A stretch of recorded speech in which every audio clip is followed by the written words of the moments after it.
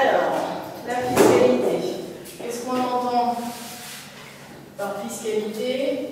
On entend par fiscalité 2 points. La détermination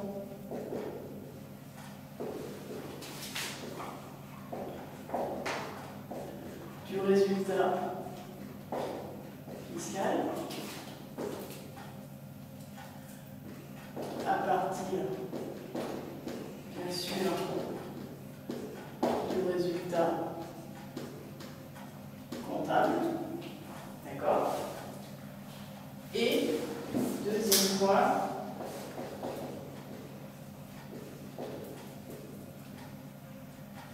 l'établissement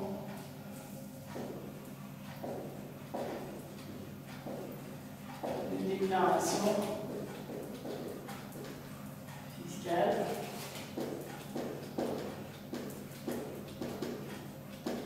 et nous, dans notre cas, on s'intéressera principalement aux déclarations 2058 A et B. C'est-à-dire qu'on ne raisonnera que dans le cas d'entreprises soumises à l'impôt sur les sociétés au régime normal. Donc, bien évidemment que pour pouvoir établir ma déclaration fiscale, c'est-à-dire comme votre déclaration d'impôt personnel, il faut savoir ce que je vais mettre dedans. Donc, je vais mettre dedans des éléments qui me seront nécessaires et que je déterminerai quand je calculerai le résultat fiscal. Alors déjà, on va repartir avant de parler du résultat fiscal. Il faut que je reparte du résultat comptable. Donc déjà, est-ce que vous pouvez me rappeler comment je détermine le résultat comptable de ma structure, de mon entreprise? C'est la différence entre les comptes 6 et les comptes 7. Voilà. Je vais donc faire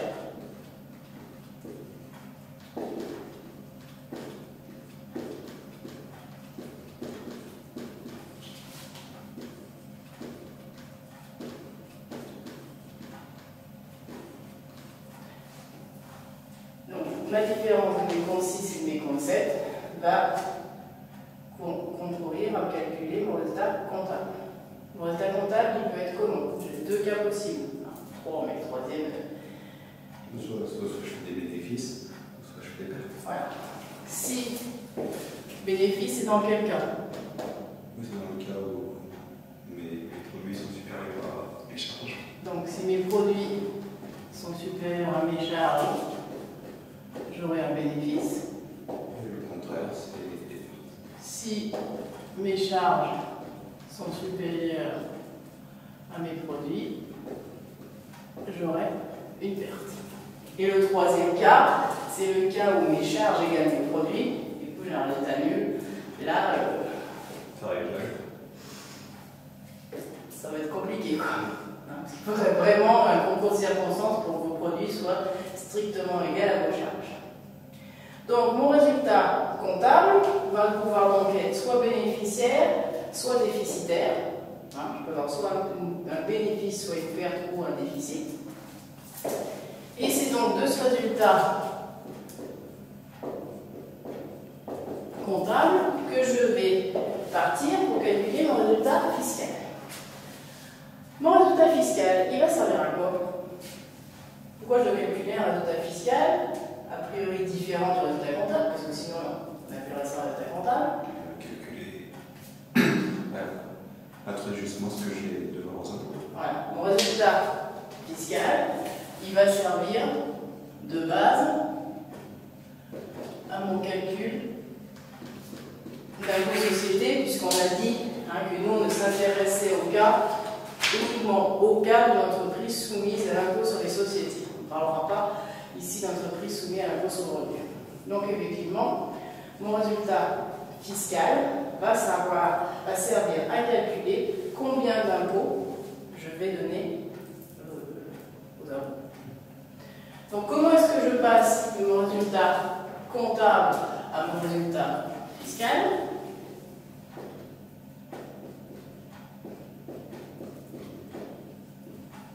pareil en faisant un calcul arithmétique, en précisant bien une chose.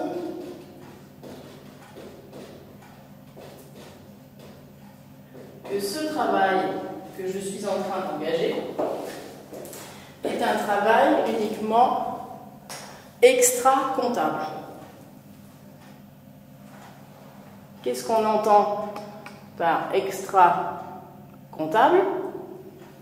Ça veut dire que tout ce travail de détermination du résultat fiscal ne nous fera passer aucune écriture comptable, hormis une seule écriture qui sera l'écriture d'impôt sur les sociétés. Sinon, tout le reste, ici, je vais le faire, mais ça n'aura pas de répercussion, d'impact sur ma comptabilité en elle-même. Et ce qui est relativement logique quand on réfléchit, puisque vu que je parle d'un résultat comptable par un résultat fiscal, si entre les deux je refais des écritures, je risque de modifier et du coup passer le serpent qui se mord la queue, on ne va pas s'en sortir. Donc, pour passer mon résultat comptable en résultat fiscal, je vais arithmétiquement ajouter ce qu'on appelle diverses réintégrations et déduire des déductions. Vous allez me dire avec ça, bien content, faites venir pour qu'on vous le dise ça. Qu'est-ce qu'on va appeler réintégration et qu'est-ce qu'on va appeler déduction? C'est un certain nombre de charges et de produits qui ne seront pas soit fiscalement déductibles et qui viendront ici en réintégration pour les charges, soit pour les produits qui ne seront pas imposables, et qu'est-ce qu'on a? Ils viendront dans les déductions. Ce qui veut dire que la plupart des écritures, enfin des montants, pardon, que vous allez traiter ici seront des montants qui auront déjà été pris en compte ici, sauf pour quelques rares montants, mais que vous ne rencontrerez pas, du moins dans la formation, et que vous ne rencontrerez que très très rarement dans le cours de votre carrière, soit quand vous travaillez dans des structures très particulières. Mais donc si ces produits ou ces charges sont déjà dans mon résultat comptable, elles seront forcément soumises à imposition. Alors justement,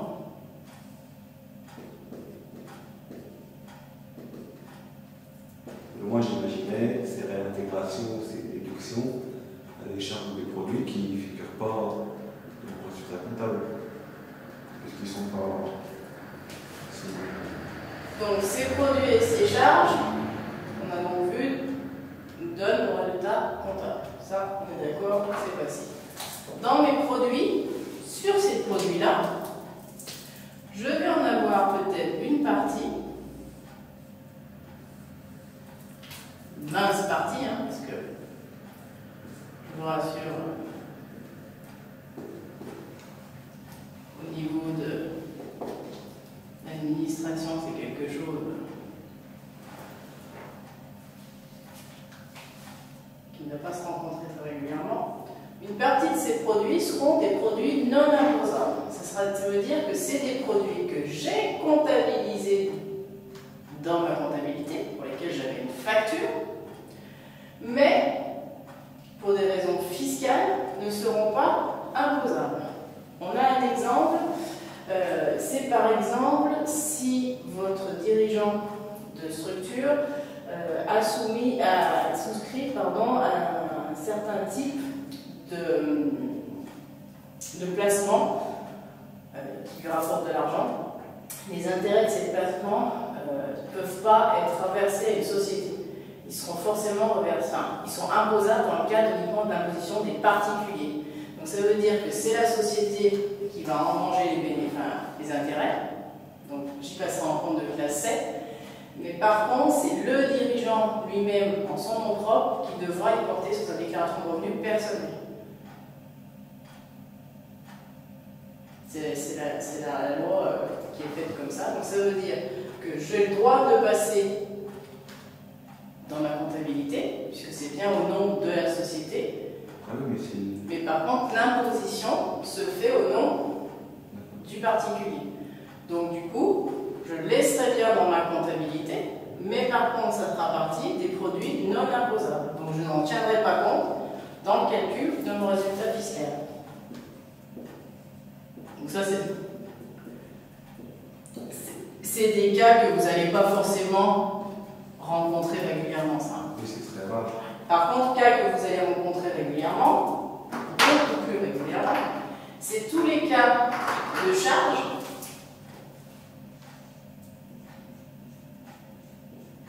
non déductibles.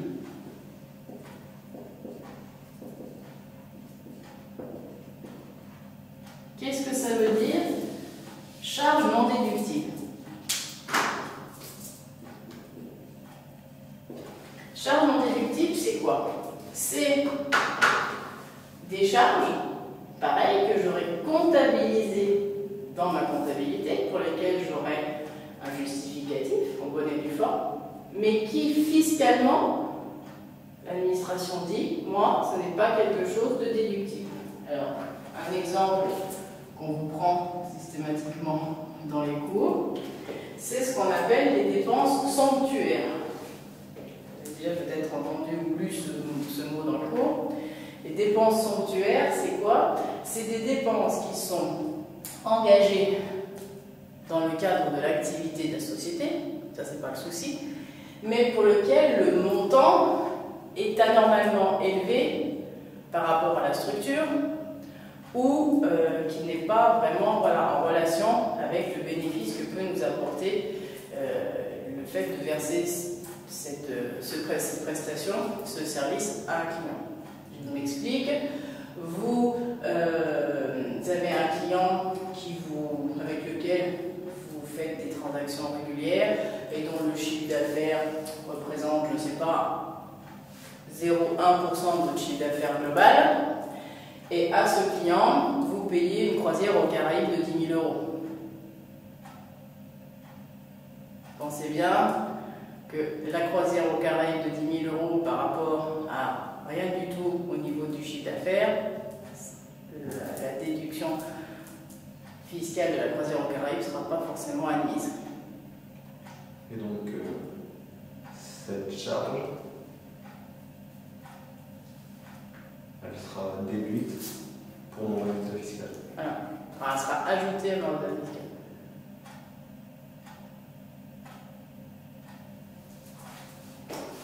C'est facile par... Mon résultat comptable, c'est produit moins charge. D'accord? Si mes charges, ma charge, si mes 100 € de charge, je les ai mis là déjà, je les ai déduits déjà. Si je reviens les déduire ici, donc là je viendrai les mettre ici. En réintégration. Donc dans mon résultat comptable, ça change pas, mon résultat comptable il ne bouge pas. oui, d'accord.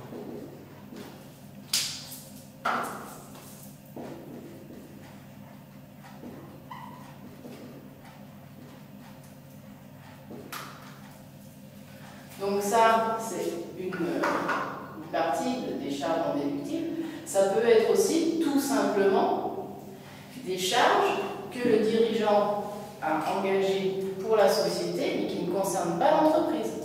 Hein, parce que je ne sais pas si vous savez, mais si votre dirigeant un jour se trompe et au lieu de se servir de sa carte bleue personnelle pour faire ses courses, se sert sur la carte bleue de la société.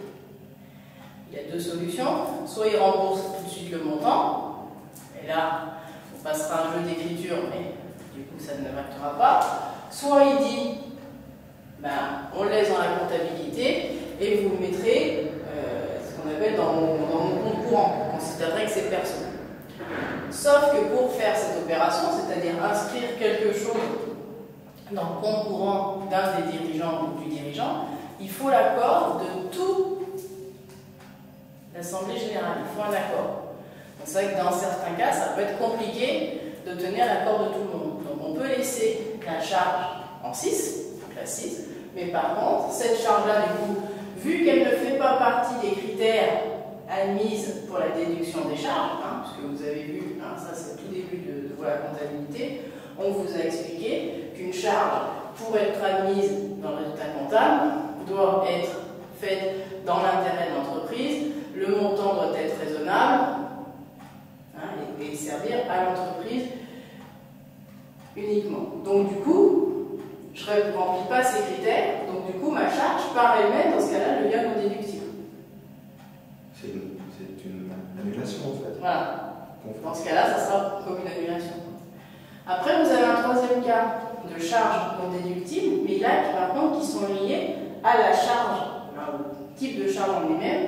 Par exemple, l'administration fiscale a décidé que la taxe sur les véhicules de société que vous payez chaque année à l'administration fiscale, donc quand vous avez des véhicules de tourisme au nom de la société, cette charge-là, ils ont décidé qu'elle n'était pas déductible fiscalement.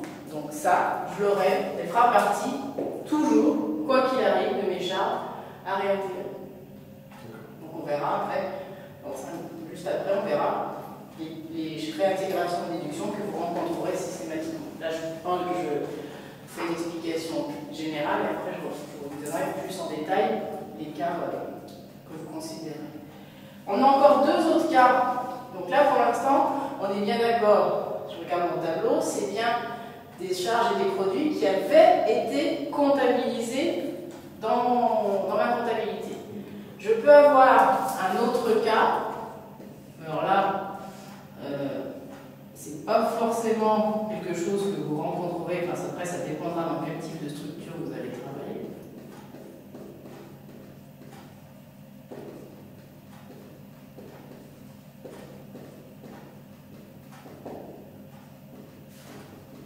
C'est donc les produits qui n'ont pas encore été comptabilisés, ou les charges qui n'ont pas été comptabilisées mais qui seront déductibles. Là, on est dans des cas un petit peu particuliers, ça sera plus quelquefois dans des styles de société mère-fille, de choses comme ça, où le produit viendra en imposition chez nous, mais on n'aura pas la facture en contrepartie. Ça, c'est un petit peu complexe. Ce n'est pas des cas bleus, c'est pas des cas que vous verrez régulièrement. Vous, de toute façon, vous verrez principalement des cas ce qui est rouge. Les charges non déductibles. Voilà. Qu'on va aussi déduire ici, on va regarder. Donc, mon résultat comptable, produit moins charge, plus mes réintégrations, donc soit mes charges non déductibles, soit mes produits non comptabilisés mais imposables, moins mes déductions, c'est-à-dire mes produits non imposables ou mes charges non comptabilisées mais déductibles, m'amèneront à déterminer mon résultat fiscal qui servira, on a vu, de base pour le calcul d'impôt société. En fait, ce résultat fiscal, c'est pour que toutes les sociétés payent un impôt. Oui, pas toutes. Parce que si on réintègre des charges. Vous payez, enfin, soit vous êtes déjà en bénéfice et le fait de réintégrer et déduire fera que votre résultat fiscal sera plus élevé, soit dans certains cas vous aurez plus de déduction que de réintégration et du coup votre résultat fiscal sera plus bas que votre résultat comptable. Alors, quel type de réintégration, donc c'est-à-dire de charges non déductibles, on va rencontrer? Donc on va rencontrer systématiquement, on a dit tout à l'heure, la TVS, donc la taxe sur les véhicules de société. Donc là, on rencontrera à la fois le paiement de l'ANN, mais également la provision du 4e trimestre de l'année. Je me base toujours dans le cas d'une entreprise. Donc un impôt sur les sociétés, ça on l'a dit, mais également une entreprise qui clôture au 31 décembre. D'accord? Après, la TVS. Après, on aura également, alors, je le note, même si aujourd'hui, compte tenu des différents différentes réformes, c'est plus forcément quelque chose que vous paierez ou que les entreprises dans lesquelles vous allez travailler vont payer. C'est ce qu'on appelait la C3S, enseignement appelé l'organique, la contribution sociale des solidarités des sociétés.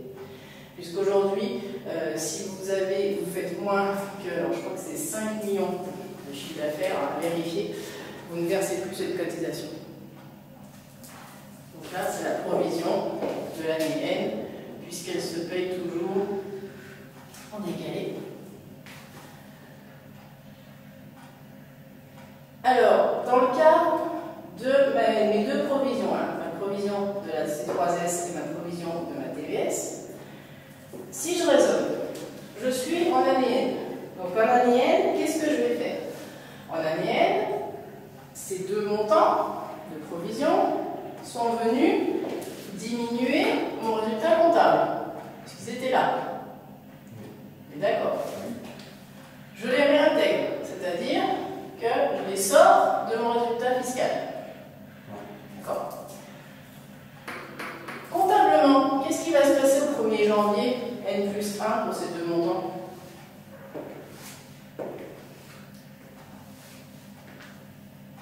Qu'est-ce qu'on va en faire, ces deux montants?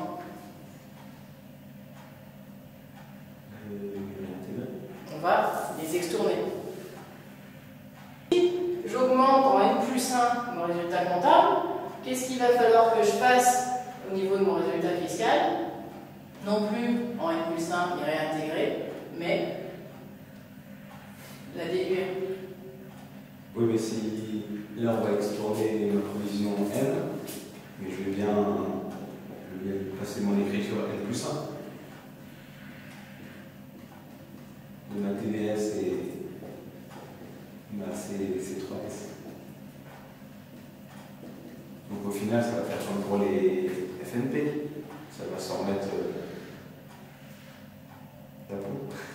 Alors ça se remettra d'impôt comptablement, oui, mais fiscalement, il faudra bien que l'année d'après, je remette en déduction ma provision du 4e trimestre de l'année d'avant et ma provision de ma C3S de l'année d'avant pour que justement, non mais vous avez raison dans votre raisonnement, ça n'impacte pas mon résultat fiscal. Puisque là, vous êtes bien d'accord que le fait de faire ceci, ça n'impacte pas mon résultat fiscal. Vous êtes d'accord? On va faire un exemple. Mettons qu'ici, c'est 50 €, ici 100 €, ici 75 et ici 125. Allez.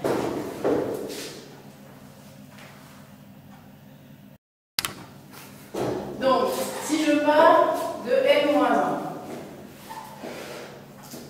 d'accord? Donc en N-1, on va dire 2015, mon résultat comptable, il était de 10 000 €. D'accord? Donc dans ces 10 000 €, vous êtes bien d'accord que j'étais à un moment à 10 150, que j'ai comptabilisé, non c'est moins 1, donc ça fait 75, 80, 200. J'étais à 10 200, que j'ai comptabilisé ces deux écritures-là, et du coup je me suis trouvé à 10 000. D'accord? Là. Oui. Imaginons que c'est la première année que je n'avais pas, ma société elle est créée en première année, que je n'ai pas d'N-1, parce que sinon ça va être compliqué. Je vais réintégrer, du coup, ma TVS, je viens juste d'acheter une voiture, donc je n'avais pas de TVS avant le 4e trimestre.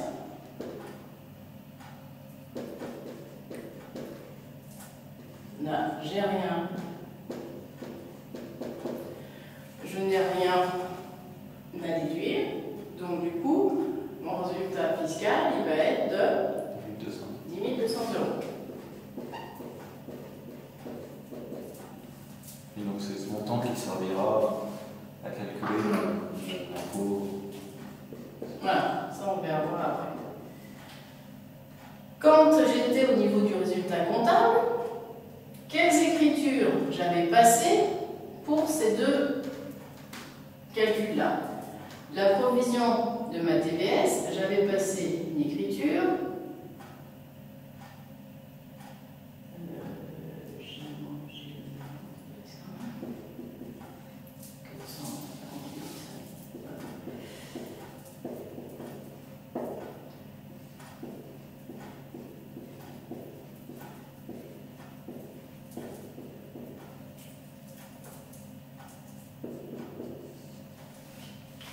Au 31 décembre,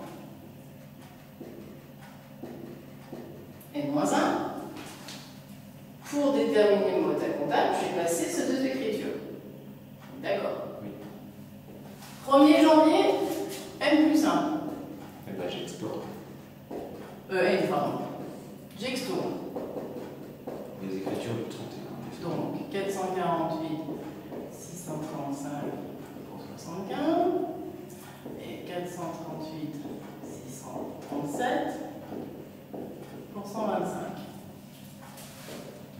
D'accord. Après, qu'est-ce qui va se passer au cours de l'année N? Je vais passer mes écritures sur la TVS. Au cours de l'année N, voilà, je vais passer les écritures. Année N. Je vais en novembre avoir une écriture du 635 au 512, on va dire par exemple, pour 1000 €. Pour le paiement de l'année N de ma TVS, parce que la TVS, on refera une explication après, elle se paye du 1er octobre au 30 septembre de l'année d'après. Comment faire simple pour pas faire compliqué. Donc je vais avoir ça. Et en décembre N, qu'est-ce que je vais avoir Et je vais avoir aussi au courant de l'année N le paiement de ma C3S. Qui sera toujours le même montant. Qui sera le même montant normalement. Je ne me suis pas trompé quand j'ai fait mon calcul. Ouais. Pas toujours le même montant, parce que c'est la C3S, elle se calcule par rapport au chiffre d'affaires. C'est un pourcentage du chiffre d'affaires, mais quand on fait le bilan au 31 décembre, je connais mon chiffre d'affaires de l'année. Donc mon calcul de X% de mon chiffre d'affaires, je le connais ici. Donc il correspondra pile poil à celui que j'aurai à payer au mois d'avril. Donc là, je n'ai pas de surprise. Au 31 décembre de l'année N, je vais passer mes 50 € et 100 € de provision. Donc 635, 448 pour 50 et 637, 438 pour 100.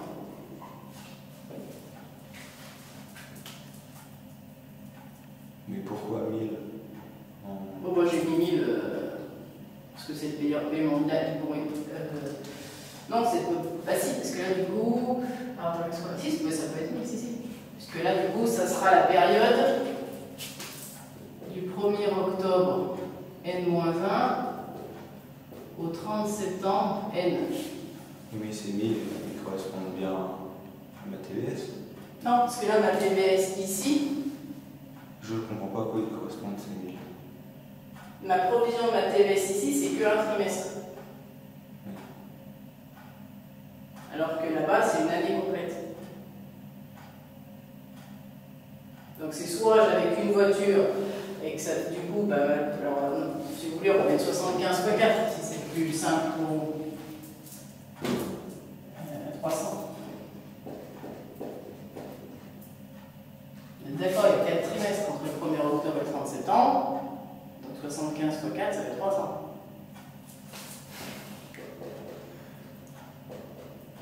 Pour 4 trimestres. Oui, c'est plus clair. Voilà. Donc là, on est arrivé ici au niveau les écritures. Imaginons que mon résultat comptable provisoire avant le passage de toutes ces écritures était de 10 000. À combien va s'élever mon résultat comptable définitif après le passage de ces écritures? Je vous écoute. Eh ben, je ferai mon résultat comptable, où j'ajouterai les charges. Donc 10 000 Plus, plus 15. Oui. 15. Plus 75. Alors, Toutes mes charges de l'année N. donc l'année N ici, c'est quelle charge je vais Non, ajouter? ça c'était mes écritures d'exton. Bah, j'ajoute 300. Donc plus 300, 125, plus 125, 50 et 100. plus 50, plus 100. Je m'arrête là ou j'ai des montants que j'ai oubliés?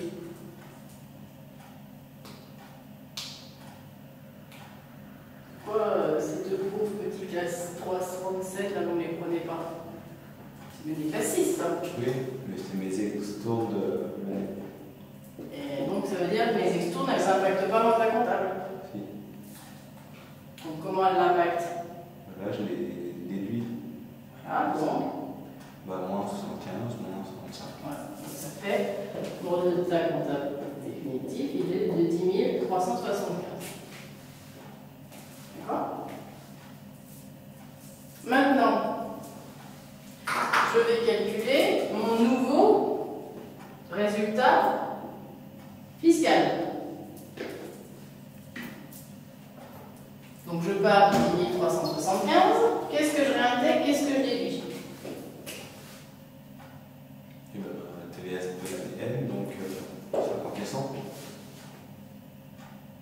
Alors, je réintègre ma provision du 4e trimestre de la TVS, 50.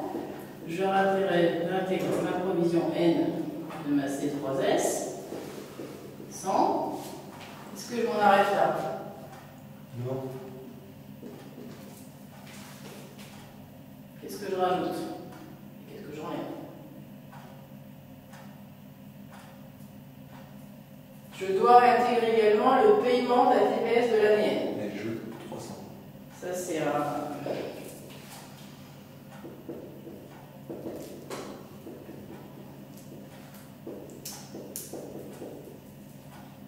Et après, je déduis 75 et 125, qui sont les paiements de l'année N-1. Qui sont mes provisions. Les provisions de l'année. Alors, on a mis.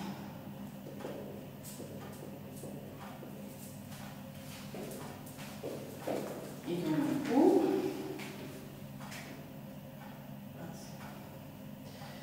Mon résultat.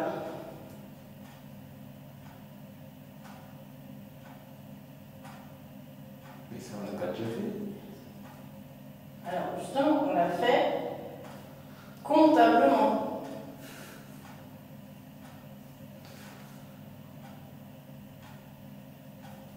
Je suis ici, c'est vrai ça.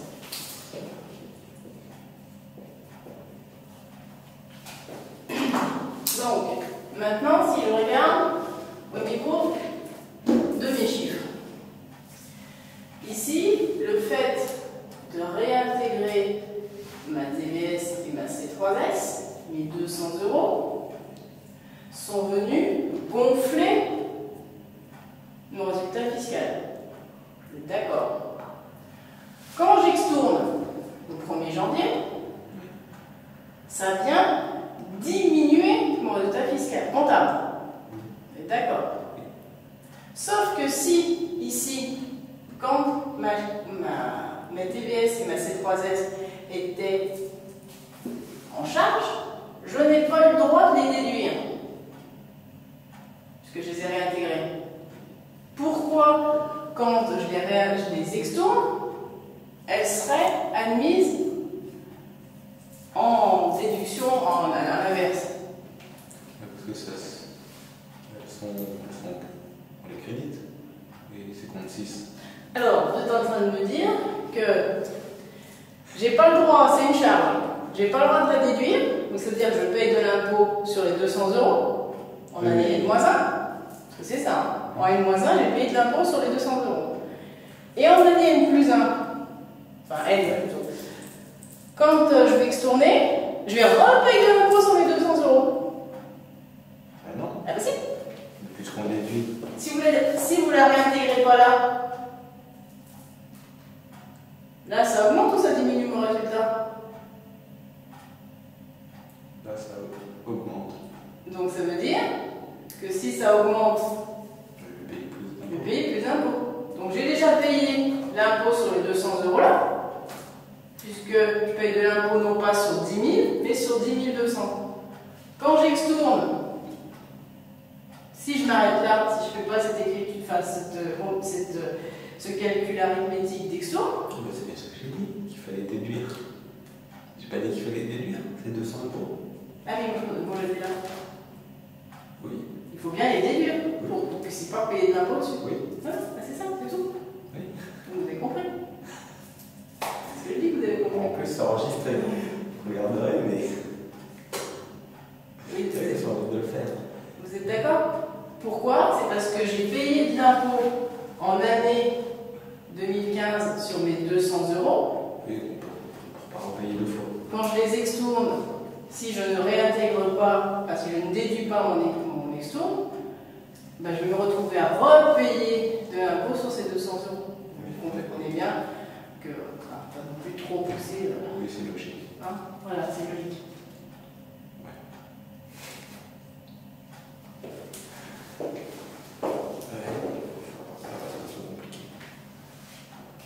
Bah après, c'est uniquement arithmétique. Hein. Après ça, je dirais, il faut vous noter les différents cas. Il faut les, je ne vais pas dire les apprendre par cœur, mais il faut vous faire une trame et puis utiliser la trame.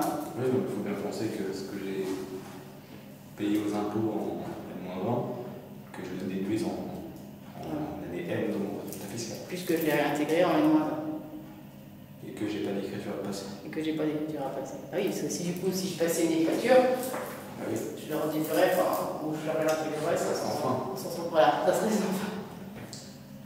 D'accord? Donc là, après, vous reprendrez dans les cours, vous avez tous les cas de l'intégration et de déduction. C'est ceux-là que vous allez voir le plus fréquemment. Vous aurez aussi le cas des monnaies étrangères. Je ne vais pas détailler maintenant. Tout de suite. On verra après. C'était juste pour que vous ayez bien l'explication. Je termine juste donc avec mon résultat fiscal. Donc une fois que j'ai terminé mon résultat fiscal, qu'est-ce que je vais en faire? Ça va me servir de base à mon impôt société. Mon impôt société, comment je vais le calculer? Mon résultat fiscal, soit les 33,33%. Le taux normal. Alors le taux normal effectivement est à 33,33%. Donc je vais faire résultat fiscal fois 33 un tiers. Et ça me donnera le montant de mon impôt société. Dans certains cas, ce taux de 33 un tiers peut être remplacé par un taux réduit qui est à 15%. Avec attention, ce 15% ne s'applique que sur les 38 120 premiers euros. C'est-à-dire que si mon résultat fiscal est de 40 000, j'ai 38 120 à 15%,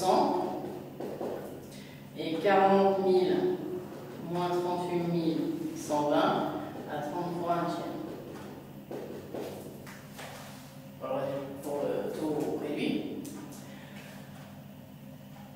Je peux avoir, c'est pareil, je peux rajouter, au niveau de vos réintégrations, vous réintégrerez également les dons. Vous savez, si quand vous faites un don à une association, ça viendra en réintégration ici. Vous allez me dire, alors c'est pas juste, on donne un don à une association officielle, hein, bien sûr, hein, et je ne peux pas la déduire, ça ne vaut pas le coup. Mais si, parce qu'en fait, ce don donnera lieu à un crédit d'impôt de 60% du montant du don. Ça, c'est comme ça, c'est à titre privé, c'est pareil. Donc ça veut dire que ici. Donc en fait, on va payer pour qu'on nous rembourse après. Voilà. Si j'ai un don de 100 € ici, je vais rajouter 100 € à mon résultat comptable. C'est-à-dire que mon résultat fiscal va augmenter de 100 €. Mais par contre, les 60 € ici viendront en déduction de mon impôt société. Donc vous êtes d'accord que c'est plus favorable là que là, effectivement. Là, j'ai mon crédit d'impôt, ça me donne mon montant d'IS à payer. Donc après, cet impôt, je le comptabilise en année N. En année N, oui. Donc c'est la seule écriture qui n'est pas extra-comptable. Donc l'écriture que je vais passer, c'est du 695 au 444. Et après, quand je le paye, 444, 500. 512. Mais donc cet impôt, je le comptabilise en année N pour l'année N-1. Alors je comptabilise en année N pour l'année N, et sauf que sur cet impôt, j'ai déjà payé des acomptes. Donc ça veut dire qu'en 400 plus en fin d'année. les impôts, enfin je vais payer et après je repaye en fin d'année pour le début de l'année d'après. Donc en année plus 1. En année plus 1, je paye le solde. D'accord. Ah, Je paye une partie en fait, je paye ça la compte d'impôt société se paye par trimestre, bien sûr. Hein. Donc, vous allez payer le premier trimestre. Souvent, quand vous payez le premier trimestre, vous ne connaissez pas votre résultat de l'année d'avant. Donc, vous ne payez pas sur le dernier, mais sur l'antépénultième résultat. Et après, vous régularisez tout quand vous avez le solde. D'accord ? Donc ça, c'est la seule écriture que j'ai à passer.